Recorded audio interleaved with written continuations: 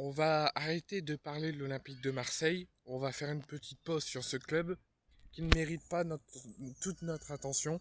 qui ne mérite pas qu'on ne parle que d'eux, parce qu'il y a d'autres équipes qui jouent mieux,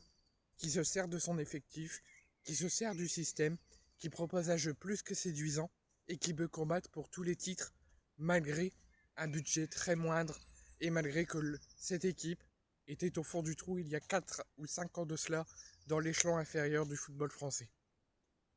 Et on sait que eux, peu importe la compétition qu'ils joueront l'an prochain,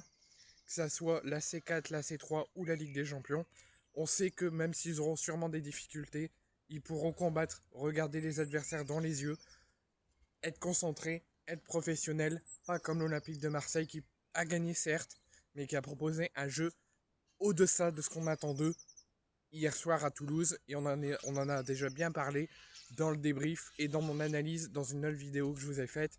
et on ne parlera plus de l'OM avant s'il y a des informations importantes, ou d'ici le prochain match à la maison contre Auxerre et avant la réception du LOSC ensuite.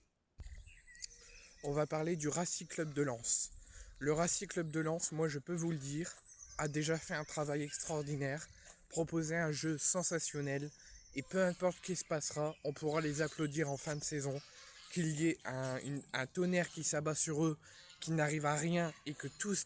dégringolent, ou qui finissent par tout surclasser, on pourra les applaudir et chanter avec eux, peu importe ce qui se passera. Le Racing Club de Lens, moi je peux vous le dire, peut prétendre sérieusement au titre de Ligue 1 en combattant avec le Paris Saint-Germain. Ça sera un combat très difficile, un combat très dur, mais grâce au travail de Pierre Sage, grâce à l'envie et le caractère des joueurs, même si ça va être un combat très lent et très difficile, le PSG peut prétendre à ne pas avoir déjà trop de points de retard, mais peut aussi prétendre au titre en fin de saison, je peux vous l'en assurer. Ça me ressemble et ça me fait rappeler à la saison sous-francaise où les Lensois, enfin les Parisiens avaient perdu à l'issue de la saison au Parc des Princes contre Clermont, et que le Racing Club de Lens s'était imposé, et les Lensois avaient fini, malheureusement n'avaient pas pu passer premier à cause de la différence de but, mais avaient fini deuxième à un point du Paris Saint-Germain, et c'était à cause de la différence de but que Paris restait premier, avait validé son titre de champion et avait empêché Lens d'être champion à ce moment-là. Les Lensois auront-ils leur revanche cette année? Je pense que oui, ils peuvent le faire. Quoi qu'il en soit, s'ils n'y arrivent pas, je les applaudirai quand même et je les féliciterai parce qu'ils le méritent. Ils font un travail et une envie extraordinaire. Ils se donnent à fond à chaque match. Quasiment pas d'erreurs, quasiment pas de lacunes. Ça peut arriver des accidents, des défaites, mais c'est très rare. Et à chaque fois, je suis très fier de voir cette équipe jouer là où ils sont et proposer ce qu'ils font, notamment avec l'arrivée de Pierre Sage, le changement de direction et l'envie par toutes les personnes au sein du club qui font passer Lens en priorité, pas comme à l'Olympique de Marseille où c'est l'intérêt personnel qui compte. Les Lensois se sont imposés cet après-midi à 15 h face au dernier Messin qui sera sûrement de retour en Ligue 2 la saison prochaine. 3 buts à 0 grâce à un but de Saoud Abdulhamid, Florian Thauvin et le troisième je me souviens plus. Mais je suis très fier de cette rencontre parce que les Lensois ont été appuyés par leur public jusqu'à l'issue du match, ont proposé un jeu séduisant, ils ont montré un caractère d'acier, ils n'ont pas pris ce match à la légère parce qu'ils affrontaient Metz. Metz a donné quelques envies, mais c'était trop peu en tant que dernier pour accrocher quelque chose, mais ils les ont regardés dans les yeux, les Lensois également, et les Lensois ont clairement passé au-dessus des Messins, ont mis le pied, ont mis le pressing, ont fait qu'accélérer, dès qu'ils avaient une opportunité, il a concrétisé.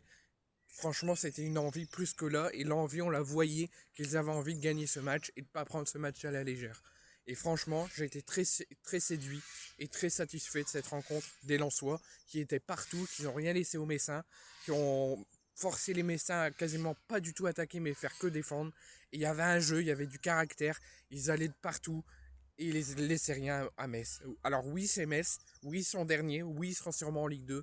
mais chaque match est une finale, chaque match est important, et c'est pas parce que tu affrontes un relégable ou c'est pas parce que tu affrontes un dernier que tu vas gagner facilement et que tu vas gagner haut la main. Ben là, Lens a gagné haut la main, a proposé un jeu, a été bon offensivement, a bien défendu, a concrétisé ses occasions et revient à un point de Paris. Ils peuvent même pendant 15 jours rester premiers pendant 15 jours puisque Paris ne rejouera pas en Ligue 1 avant début avril, puisqu'ils ont la double confrontation contre Chelsea cette semaine, la semaine prochaine, le week-end de repos, et seulement après, début avril, ils recevront Toulouse. Et les Lensois, eux, par contre, joueront le week-end prochain et le week-end d'après. Et ils auront l'occasion, s'ils gagnent à Lorient le week-end prochain et contre Angers à Bollard le week-end d'après, de fêter les retours des Parisiens après la Ligue des Champions avec beaucoup de points d'avance et une première place dans la poche.